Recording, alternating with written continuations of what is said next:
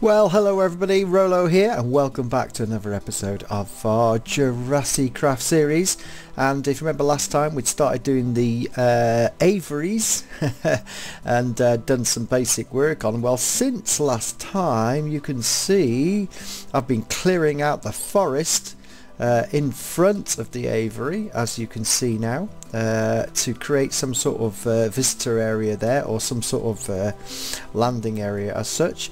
And I've been adapting the globes as such to make them more sort of how shall we say, more aesthetically pleasing, to say the least. And you can see that I have put, we've done the main crisscross, and I have added some beams. Let's just go back into normal mode, and there we go. Yes, so in between we put the main beams, the structure that holds it all up, and we've also put the blocks on the outside. Decided that it looked a lot better with the blocks on the outside. It will look even better once we get the two crisscrosses in, because what I'm going to do is we shall have sort of an equal area. If I come over here and come back to the blocks, I'll show you what I mean. It's going to be easy here to do that because, well, it is easy, it says. So we will start here and we will go that way, sort of like this. So if we come, it will go, and off we go, and we just sort of start going down here in a certain way and follow the line. So that's that should be maybe not quite right, but we will look at doing that and making it more of a proper sort of dome structure as such. So we need to do that.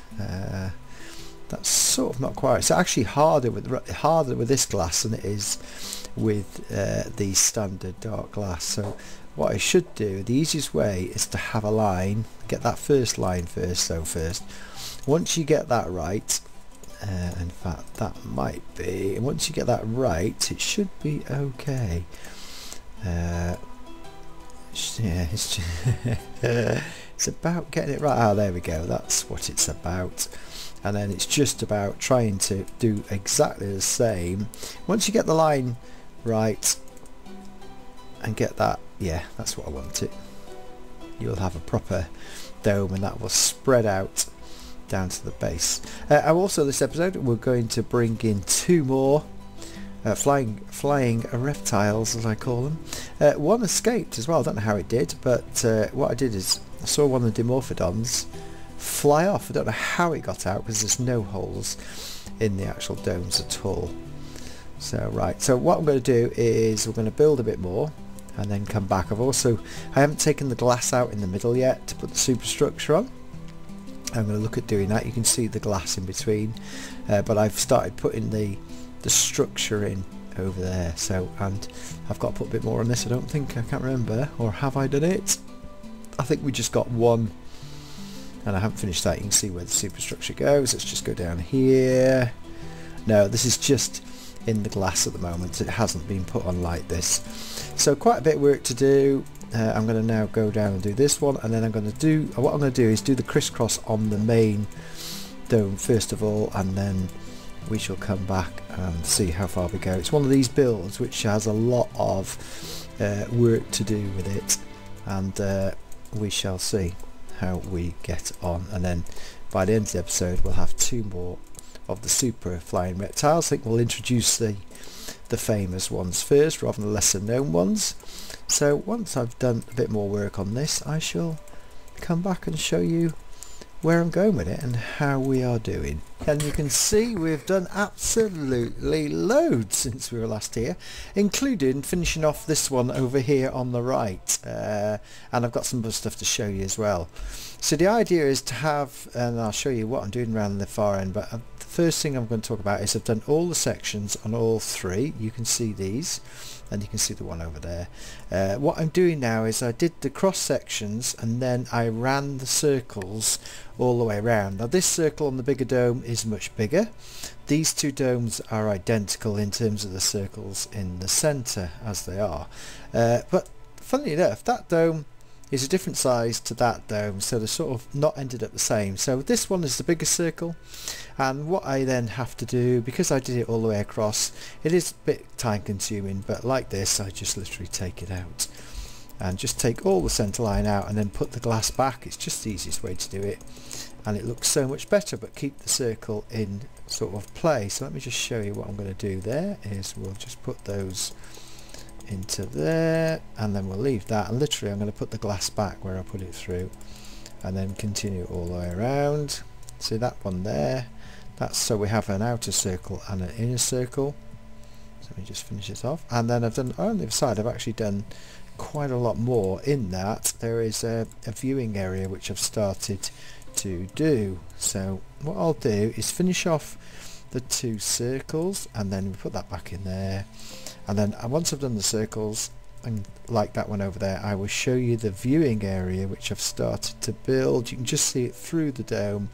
Over there, we're going to show you that viewing circle once I get over to that dome. Here we go. We have done a load of things, and you can see now I've created the shape of the top, although I haven't exactly done any more with that apart from to create the circles. And down here we have also created the lines joining up the different domes. I've done that on both sides, and you can see that I've added something down here. So let's go and have a look at that. Frame rates are causing me a bit of a problem tonight, but I've just whacked it out to 24. But yeah, it's sort of not exactly the fastest it's been this week, but there we go. So let's go and have a look at what we're doing. So I'm trying to make a visitor attraction so that people can come here. There won't be just one exhibit here, by the way. I'm going to tell you about the other thing that I'm going to start building over there next episode, because this is a bit of almost like a 3 exhibit area. So if you come here, there'll be 3 separate exhibits. That's my plan. So let's go down to here and just get right down to here. He says, oh well, that's supposed to go. There we go. Well, that's not dropping for some reason. Anyway, coming down here, you will see I've put this like ring on the outside of it. So we'll come down here and then show you. It is actually a level ring that starts here, and I looked at the level all the way around, and I decided that I would start round this side. So let's go and have a look at why I've done this, because what happens is if you walk on this, and guess what, it is a walkway, what it means is you can come round the exhibit, you can watch the flying reptiles inside, or whatever you wish to call them. I call them flying reptiles inside, and with the safety, and you can also see the river and stuff down here. So I haven't put an outside edge yet, but you can literally walk all the way around. So it's like a massive exhibit. What I've done here is I put 4 blocks on most areas, and what I might do, depending on how the exhibit goes, I might sort of round it off as I go round. But you can see right through the exhibit, and we haven't got anything in there. We're just about to add 2 more to this particular build, and what I'll just do is just reset the video settings back to 16. Yeah, 16. There we go. That's better. 21 frames a second, so that's much better. And I've taken, this is all hand built, by the way. If I had to put all those hand beams in, you can see I've taken them out the centre as well. I forgot about that, but this is all hand built. It's taken about 2 hours to come round, because I do want to make it special in terms of how it works. And it's high enough above this area here, and I don't know what I'm going to do yet with this area, because I've already got plans for a different one, but I've cleared it all out. And what I plan to do is, at certain points you will be able to enter the area and walk in. Now this looks a good access point here because of the hills, and you will be encased in a visitor tube as you walk through the exhibit. So as well as being able to walk around outside, again giving people the chance to either walk inside or out, you'll be able to decide. And I'm going to do some sort of visitor attraction inside over by that mountain as well. But to keep the interest going, because this is a big build, as you've already seen, I've already taken a few hours, I'm going to have a second attraction nearby which we're going to split the building up. And you can see I've got round here to this particular bit, and again once I get round here it matches the hill, so we can literally dig into the hillside here. What I plan to do here is build some steps up and have some sort of cafe or something here, which I plan, but I was thinking about it, but I might have some sort of high-rise cafe, but I haven't decided yet exactly. And then the ring of fire, as I have, and you can see I've put it all the way down here as well, that and what would be good, I thought, is either come in through one of these temples over here. So again, I've put this ring all the way around, ready to put the pathway on, because I felt that that'd be probably a much better terms of building something completely different and completely new, taking some of the ideas, Dimorphodon, some of the ideas from Jurassic Park series and Jurassic World and pulling them together into one massive domed exhibit, as you can see. Now the pathway will come around here. Yet again, I will be making some steps up, because look at this, we've obviously got this lovely nest here, and the idea will be that people can come round and see stuff, and you can see through there. So that's my plan. Before we put two flying creatures, oh yes, and here this is the prime location for the almost like the top of the dome, like a visitor area here between the two, because we've got this strong bit here. So again, this is where I see having some sort of visitor area overlooking, imagine if we have some sort of balcony area here or cafe area overlooking the whole exhibit, so that'd be pretty good. Right, let's tell you about what I'm going to do over here. I've been looking around for a particular sort of area, and there's a couple on this side. There's one here which would be a little bit area which will probably need a bit of excavation, but I'm looking for some high mountains. Oh yeah, there's a big expanse here which I might use, but it's not the actual bit that I want over here. And there was a beautiful area over there, but it's way too far away from the domes, so I will show you this particular area which is close by with high mountains. So this area here, there's a bit of like a valley area. I might actually dig the pathway through that, because in here, look down here, and I'll come to that, but here there is this sort of area here overlooking another sort of nesting area over here. So anyway, let's go back over here. What I was going to show you, we are going to do a big carnivore exhibit over here. It naturally lends itself. I won't actually mind digging out some sort of area here, because it's all like full of cave systems, so I thought, well, I'm not going to destroy the land. There's caves here and stuff, look, underneath. We don't want to do that. Although I was actually thinking of our nocturnal creature that we've got in Jurassic Craft, and sort of maybe using the caves as some sort of underground area. I haven't decided yet, but you can see we've got these underground caves, but that's going a bit steep. But we've got sort of a cave system here, but I might put it somewhere else, so I might just dig it out. But what I want is an auditorium, and what I want is to be able to use this natural auditorium here to have a sort of an exhibit as such, and a big dinosaur exhibit.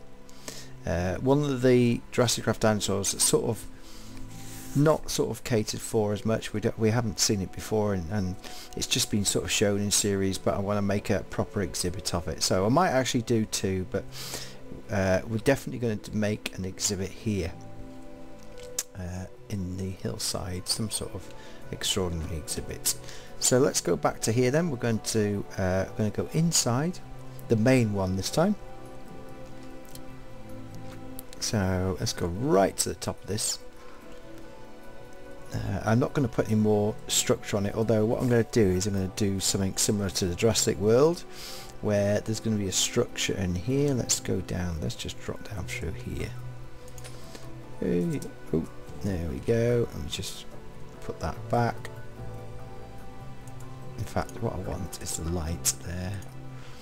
There we go, let's leave that there. So, right, what I'm going to do is we want to introduce, because we've got these lovely high cliffs here, I want to introduce some areas digging out for nesting, and we're going to put one species over here in the big one. So what I'm going to do is dig out a couple of nests, and then what I'll do is once I've dug out the couple of nests, because what I want to use is this sort of natural area here where they would find sort of some dirt as such, and what I might do is just put that in there and there, and then I will come back. So I'm going to build some sort of nesting area here, and then shall come back to you, and I'm going to build a nest over there for the second species we're going to introduce. So give me a few minutes and I shall be back. Right, so guys and girls, we've put some nests. I've got some nests over that side, and I've put some nests over this side, and we've got the 2 sets of eggs. So the first one we're going to put in is the Pterodactylus. Now, interestingly enough, both for these species we're going to look at, we're going to look at Pterodactylus and Ludidactylus, are in terms of they used to live in the same part of the world, i.e. what's known as Brazil now. So it's quite interesting where these particular animals live. So we're going to start with the Pterodactylus here, and we can have a look at the Pterodactylus, but it probably should just fly off, to be honest. There you go. There's one. We're going to get a few.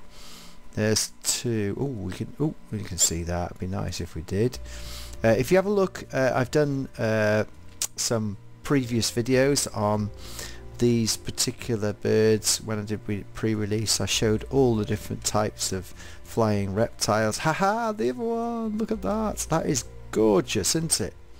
That's good. We can have a good look at that one, because the other ones are different colours, as you will see. But that is cool. We like that. One more. Yes, we got 2 of those species. So they are pretty gorgeous in terms of flying. You can see them around there. What I can't wait is they do the new pre-release, which we're not using, which is 1.8. I know they actually sit down, but you can see this. Go back down here. They're obviously brilliant on the cliffs and flying around. Absolutely excellent, aren't they? Oh, I love the colour. That's the thing about these. They've really Jurassic Craft have really carried these flying reptiles, I call them, off. Look at that. Whee! Right, let's go to the Ludidactylus, which has got a longer beak. Now, funny enough, these species are only very recent history, in that it wasn't believed that there were, almost like there were like pictures of these animals before they even found them, because they had a long beak and they had teeth at the same time. So let's bring these in. Hey, that's the dark one. Oh, I love this. See, and you got the teeth. Aha! Look at that, crested. Now I wonder if I got all of them had the crested.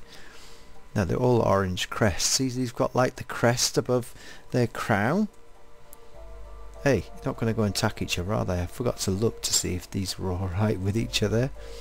They're fine, absolutely fine. Oh yes, here's the other one with the gorgeous different type of head crest and the yellow wings. There's another one. They're really cool. I can't wait to be able to like study them and let them walk around. I've seen them in the new pre-release. There's the other one with the red sort of mouth and the orange, and there's another one there. So that is as many as I put in. If I put too many in, I'll probably start losing frame rates. But you can just like imagine the visitors just like spending hours sitting down with the kids watching these fly around and then come back into the nest. Let's go and see this one over here. There we go. And I love the long beak and the sort of action they have.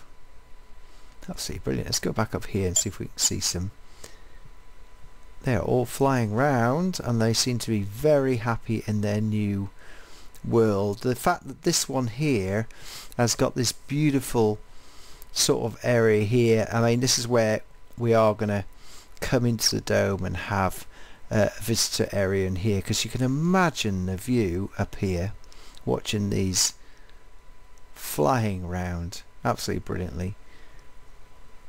There we go. Aren't they good? Yes. Hey. Wonder if I can get a good picture of them.